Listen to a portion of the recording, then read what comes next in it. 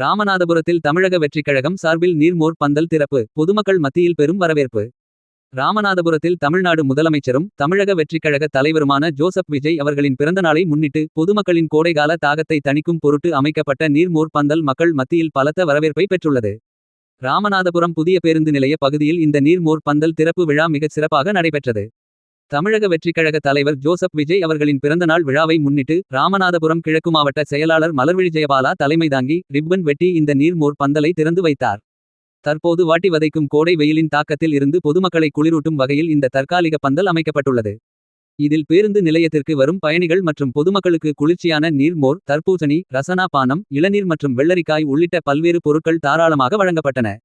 பொதுமக்களுக்கு பயன் தரும் இந்த நலத்திட்ட உதவிக்கான முழு ஏற்பாடுகளையும் தமிழக வெற்றிக் கழகத்தின் மண்டபம் ஒன்றிய நிர்வாகி ஜி.எம். முரளி முன்னின்று செய்திருந்தார்.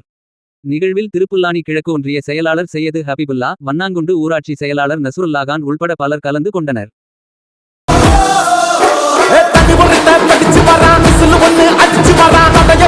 அடிச்சு வரா தளபதி